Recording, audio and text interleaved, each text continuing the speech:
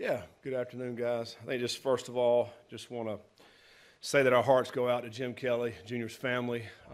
Man, what a great guy. My short time here, 2.5 years, almost 3 years now. Every time I was around him, extremely positive, fun to be around, and obviously loved the Bearcats through and through. So, we remember a couple of years ago we had him out to the house and played some music for our staff. Just hanging out on a picnic, and then just all over the last couple of seasons, just being able to talk to him after the game. So certainly will be missed. I feel like this year has been wild. With Jeremiah Kelly, my buddy Sean Clark, now Jim Jr. I mean, it's just a lot of heartache, really. And that's why we're sitting here trying to do life and play football. It just brings you back to what's important is family and friends, and in the midst of a college football season, and the season does not stop. And that's what we talked about to our team. When a lot of these things happen, is that it's going to go on, and we're going to keep pressing on, and that's what we have to do. So, and for us, you're looking back at Central Florida game. I thought kind of a weird game. I thought they had the ball so long throughout this game, and close to 40 minutes, and almost doubled us up in plays in this game. I think we ran 16 plays in the second half. I mean, that's wild. They ran more play, in the second half. We ran the whole game. And, it's hard to get rhythm offensively. When we did get rhythm, I thought we moved the ball well. We went down and scored, 2 field goals and 2 touchdowns in 4 of those drives. I think we only had 10 or 11 total possessions. And we're not, I think we're averaging 10 possessions on the season. We haven't had the ball very much this year. I did see a stat the other day that I think we're running the 4th least amount of plays in the country per game right now. So a couple reasons I think for that. I think defensively, trying to get off the field on 3rd and 4th down. We've had to defend the most 4th downs in the Big 12 this year. Part of that is that we've got the lead and teams feel like they got to go for it. Part of that is this 4th and short. And, we just got to find a way to get off the field in those opportunities. We haven't forced a ton of turnovers this year, but when we do stop a team on 4th down, that is like a turnover. So we're getting the ball in a decent field position when that happens. So, but as we go throughout the season, I mean, offensively, we haven't run many plays, but when we have run plays, we're pretty good. I think we're second in the country in yards per play. That means you're an efficient offense. We have to continue to be that. Obviously, we'd love to get more plays, and I hope this second half of the season we will get more opportunities to have the ball, and if we do, I feel like we'll do some great things with it. So, but proud of our guys, because our goal was to win the game, be 1-0, and that's what happened. So proud of that. Thought some guys did some great things. I mean, Max punted the ball exceptionally well again. I think he had 4 balls inside the 20 and another one that downed inside the 2. Back-to-back weeks, incredible job. Our special teams have been doing. Stephen knocking down 2 more field goals, incredible. And then, I think defensively, keeping them out of the end zone was huge. They scored 1 touchdown. It was a 19-play drive when, another 4th down, they get another opportunity down to the 2-yard line, and which is unfortunate. That's happened 2 weeks in a row for us. But other than that, man, they played outstanding. And now, we got an opportunity to go play Oklahoma State. A team that is going to be a homecoming. It was homecoming, I think, when we went there 2 years ago at night, and I understand it's one of the best homecomings throughout the country. It's huge for them, so they'll be fired up. They'll be, everybody's going to be coming back. It'll be a big crowd, great atmosphere, all those things. It's always tough to go on the road, particularly at night. It's our second night game that we had this year. So, but it's still about us. It's still about us, how we prepare. It's all about this practice this afternoon and Wednesday as we head throughout this week. Your preparation and your mindset's the key to going out and playing well. It doesn't matter who you're playing. So, but we know we'll get their best shot, and we got to have a great week of practice. Coach, what's the balance between, I don't want to call it running up the score, but adding on, and the thought process of let's just get to the finish line, win this game, and keep it moving to the next one? Yeah, I think you certainly don't want to put your team in a bind. I think so. Sometimes if you try to get, like, early in the games, you can be aggressive because you're trying to move the ball, you're trying to score, you're trying to pop it out there, and then as the game goes on, and if you're up a couple scores, you're like, okay, well, you kind of want to do that, but at the same time, you don't want to do something that puts your team in a way where you're losing yards or we're turning the ball over. So we've done a good job of taking care of the football, and I think that is critical and that is key in this league. You don't want to lose possessions by turning the football over. If you do that, man, your chances are really tough to win. And we've done a good job with that. So yeah, I mean, it's a good point, you know, especially when you get there in the fourth quarter and those type things where you got a lead and, you know, so you're not as aggressive. But there's a fine line. You know, we missed Goody in the second half there, which I thought would have been another touchdown. The defender fell down just maybe about half a yard overthrown.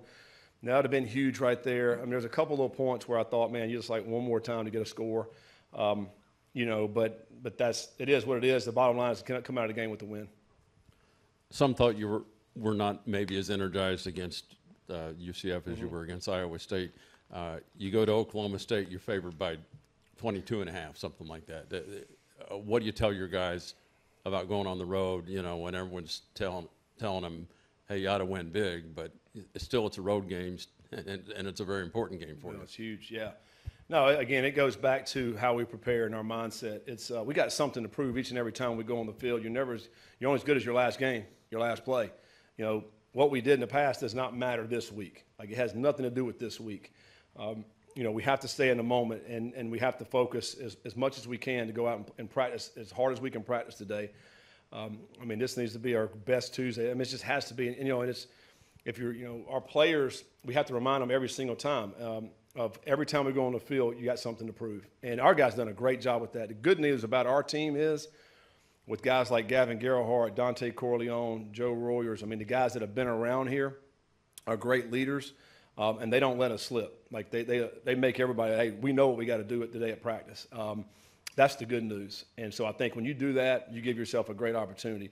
You know, and going back to the last game, we were up for the game. I mean, we were up 17-0. I mean, you know, we just, you know, you love to double that up and do it. You know, obviously for 60 minutes, you love to be able to do that. But I think we still went out and started great. We scored a touchdown. They haven't given up a point in the first quarter. We got 7 points in the first quarter. So I mean, we did some really good things early on.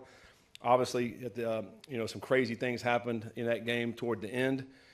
That 4th and 12 when he's, you know, Goldie had him and Hunt had him, and then he throws it up and it bounces off our chest. They catch it for. I mean, that's the crazy play. I mean, you know, we're off the field right there. We're gonna get the ball in the plus 40. You know, so a chance to go score. So there's some crazy things that happened in the second half of that game. 17-play drive with the punt they had, and then a 19-play drive to score. I mean, so crazy things that happened in that game. So sometimes that happens in games. But, again, it proved that we can win in different ways. You said after the game that offense wasn't good enough and that you were going to rip everybody on Sunday. What did you see on film? What did you relay to your guys that kind of led to the slump? Yeah, well, the good news with that is I really didn't have to. You know, the guys knew on Sunday when they came in. You know, Sunday we do corrections, and we go out on the field and we walk through those and talk about them. And they realize what happened. You know, we had drops. We had some penalties. We had, you know, some bad blocks. I mean, you know, so it was everybody. It wasn't just one person. So it was all the guys, and they understand that. The great news about our guys is they want to be the best. They want to be the best offense that we can be in the country, and we have one of the best in the country. We just got to continue to prove it each and every week. You know, and I thought we had a really good week of practice offensively. I thought Thursday and Friday were maybe our 2 best Thursday and Fridays we've had all year. You know, and then you go out in the game and you do some good things early. It was just, again, it comes back. I mean, it's hard to do anything in 16 plays. I mean, you just in a half, that's unheard of. And I think that had a lot to do with it. And it's hard to get in that rhythm. But I do think once we get a first down, man, we're hard to stop because we're rolling at that point. And so we just got to continue to do really good on first downs and get that thing going.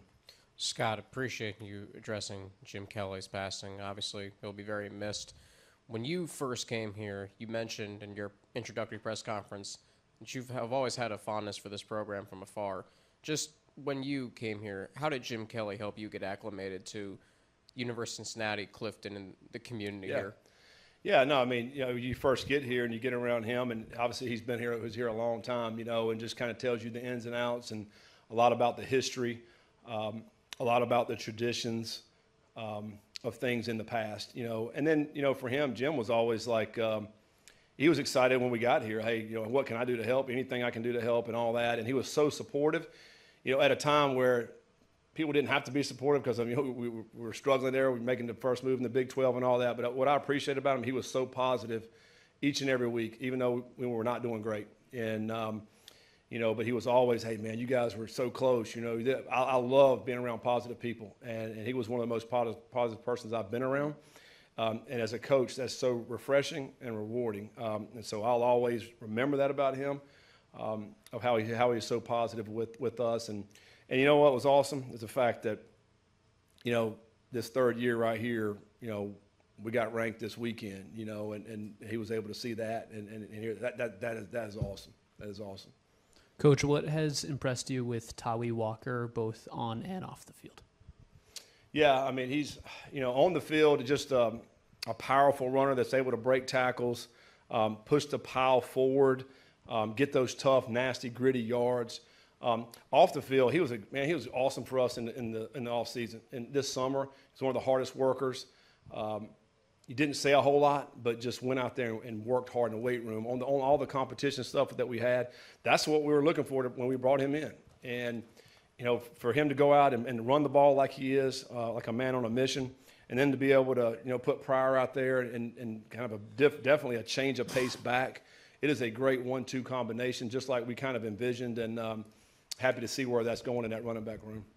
Coach, you mentioned the depth at the offensive line position. Obviously, on Saturday, a lot of new guys there, especially at the right tackle position. Is that something we're going to see going forward with guys like Judea, Ethan Green, Yep. DeAndre? Is that something we're going to see moving forward? I think so. We, the thing about, Buford's played a lot of ball for us, got a ton of experience, has had a bunch of penalties this year. Obviously, the penalties have cost us touchdowns and yards. But I also think Judea and Ethan have earned the right to play and get some opportunities out there as well. So I think, we're certainly going to be able to see those guys this week. X is another one that's played at the left guard position as well. So, it's good to have depth. And I think as we attack the second half of the season, we're going to need all those guys because you're going to have, some guys that will get dinged up. So you're going to be able to have to put guys in with experience. And I think that's why we want to continue to play those guys. Scott, you alluded to the last time you played Oklahoma State in Stillwater that you guys were struggling. Mm-hmm. You've come a long way since then as a program. Do you personally, with the success that you guys have been having since then, do you feel like you're more in tune to what you're doing as a head coach here and you're more in tune with the team that you have this season? Like, you have a better flow with what you're doing here? Well, I mean, we got a better team than we did, when we went there last year. And I think what we've been able to do is to build out our team the way we like. Tough, gritty, hard-nosed players that play fast, that play physical. And obviously, I think you feel a lot better about going to Stillwater this year than you did 2 years ago with what we have on that plane that we're going to be taking over there. We have a lot of belief in the locker room too. I think that's huge. They believe they'll go out and play well. They believe they'll go out and get the win. So having belief is something that is hard to get, but you get that through hard work, through adversity, all the things that we've gone through the last 2 years. And so, yeah, but we love this team and our guys, and we've been saying this, since media days. Really, it's a different team with a different mindset. In looking back at the tape, how much did UCF's focus on stopping the run maybe cause the offense to not find that rhythm? It felt like you kept trying to get it going, and they had 6 in the box, and they probably had that video of Tawi running over Iowa State 1,000 times on loop in their facility. Yeah. No, you're right. I mean, they kept 6 in the box no matter what we were in formationally, and their linebackers were good. I thought they played hard. They could run. They were physical. And having that extra hat there, made a difference, and, for us. And then, we had a couple of drops early. I think if you hit some of those, you feel better about getting the ball down the field. But yeah, I mean, for us, we want to be a balanced offense. We want to be able to do both and whatever they give you, obviously. And again, a lot of the credit has to go to them. I mean, it's not just us and we didn't execute, but I mean, I thought they did a really good job of what they did defensively. This is weird to say, but is it a challenge to face a 4-man front? Because you just see so few of them now, and did that play a factor in it too? No, I don't think it did, but to me, their 2 ends were really good. Number 9 and number 51. I mean, they were long, they could run, they set the edges right there, right to their linebackers. And I just thought he did a really good job with that. I didn't think we played as good up front compared to what we've done in this past season as well. And then couple all of that together, just worked out like it did. And we couldn't get in that rhythm, but they had a lot to do with that. So give them credit for that. And then but we don't mind going 4 down. I think pretty much anymore every team we faced has both packages, 3 down and 4 down. Defenses are so multiple now. They do so much in the secondary. Like, it used to be cover 3 or cover 2. That's all you saw. Now you're seeing everything. I mean, 6 or 7 different coverages every game. You're like, man, what in the world's going on? The fronts are all different, all the twists and movement and blitzes. I mean, so you have to be aware of what they're going to give you, and then have a plan for that. And but again, give them credit. You're going to face a guy that was a quarterback and then he was a wide receiver and now he's a quarterback again. And do you expect a lot of gadgetry, trick plays, that type thing? I think they had a receiver throw a touchdown pass, so They did. it's probably a tough team to scout in a way. It is. They've had 8 different players throw a pass this year, which I don't know if that's a record, but it's close probably. But yeah, the player that was a wideout that's now the quarterback. You turn the film on and watch him last week against Houston. I mean, he can throw the football. Like the ball was getting ripped out there. Like he had completed the first 4 or 5 passes in that Houston game. And then they did run a double pass for a touchdown early in that game as well. So, you have to be ready for everything. I mean, this is a team that, obviously they haven't had the best of year, but it is homecoming. They do have a lot of pride. All the alumni will be coming back. They want to put on a great show for their fans. And they got pride about themselves as well. So we're going to get their best shot. Here comes a ranked team in there for homecoming. I mean, we're going to get everything they got. So, that includes special teams as well, being ready for anything that may happen on special teams, but also offensively, as you mentioned, any kind of trick play or double pass, you have to be aware of all those things because they've had so many guys that can throw the football. Evan Tangenstall has been really consistent. I think he's one of the highest graded, if not the highest graded guards in college football. What did you see from him in those 2 years that he was sitting behind the NFL caliber guards? And did you expect to just plug and play like he's been doing so far this season? Yeah, I think for him, he worked his butt off in the weight room. He changed his body. The before and after pictures is incredible what he's been able to do. And yeah, we anticipated him being plugging right in and picking up where DT and Kendra left off. I think he played a little bit last year in rotation, but knew he was going to be inserted as a starter this year, and he was fired up about that. I think he's played outstanding football as well as the other guys have up front. Also having Gerhardt right beside him helps a lot. Gerhardt, helping Taryn and Evan, just telling them where to go and what to do. But he's a strong player. Once he gets his hands on you, he's going to be able to move you where he wants to. And I still think his best football is ahead of him. I still think he's continued to grow and continue to develop and get better. But yeah, he's had a very solid year so far. Coach, obviously, college football this year has kind of been a whirlwind in terms of the coaching carousel there. James Franklin just gets fired over the weekend. Mike Gundy, who coached Oklahoma State. Have you seen kind of a different play style in Oklahoma State since Coach Gundy's been gone? Yeah, I think it's a little bit different. Since they made the change at defense coordinator also, so they made a change. I think when Gundy got let go, then he coached one more game, and then they let him go, and so then it's another defensive coordinator. So a little bit different defensively. The guy that's calling it now, Clint Bowen, is going back to what he knows best. I think, as you would suspect. Offensively, they've just had so many issues at quarterback and having to play with a bunch of different quarterbacks. It's really kind of hard to figure out where they want to settle in on offensively. So therefore, it makes it a little bit more challenging about what you have to defend. And this special teams has been. I think they're really good on special teams. They're very solid on the teams. They play hard. They play physical. So yeah, I mean, I think for us, you coming in, and it's hard on a coaching staff. You just removed your head coach, and now you have an interim, and all the coaches are scrambling a little bit and trying to keep the guys locked in and focused each and every week. It's very difficult. I think they've done a good job with that. The guys are going out and playing hard. And again, we'll get their best shot this week. Scott, the last 2 games, second half, been a struggle to put some points on the board after strong first halves. But we've seen this team have a lot of success in the second half, including in the Big 12 against Kansas.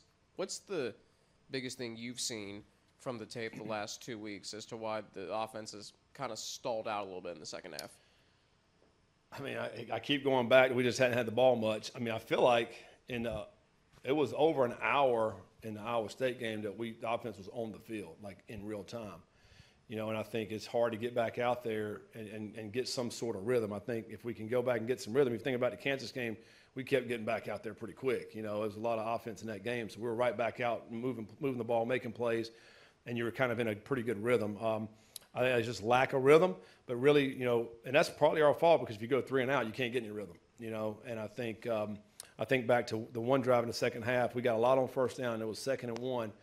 We ran the ball, didn't get anything. It's 3rd and 1. And then we end up running an RPO. We end up pulling it, throwing it away. And I'm thinking, man, we got to get a yard right here. If you get that yard, now you're able to go get the tempo going and get the next series. So really, it's about getting in rhythm, and that's the things we have to work on to get better. Bill Connolly does his rankings and uses a lot of metrics. And basically the takeaway week after week is that the talent and like the separation between teams is so much smaller than it was even three years ago. Do you agree with that? Are you seeing that kind of play out, and that a lot of other teams and a lot more teams have chances to compete for national titles or playoff scenarios? 100%. You know, look at the scoring differential. I just saw it in the SEC the other day, the last 3 years, and it just keeps going like this. We know the Big 12's like that. Like every game's pretty close in the Big 12. You know, I think, and then now you have these conferences that have 16 teams, 17 teams in these conferences, and teams beat up on each other. I think you're also going to see more teams with losses. I mean, that's just the way it's going to be. You know, you think about NFL, how these teams, you know, beat up on each other, and teams that are really good teams could be 3-3, you know, right now that are really good. You know, and I think you're going to see more and more of that in college football at the power level because there is, you know, everybody's got talent. You know, when you started, you know, putting the pay packages for everybody, then you're going to be able to go get some guys. Maybe if you know that team's not going to pay as much, but you need a player, you're going to get them.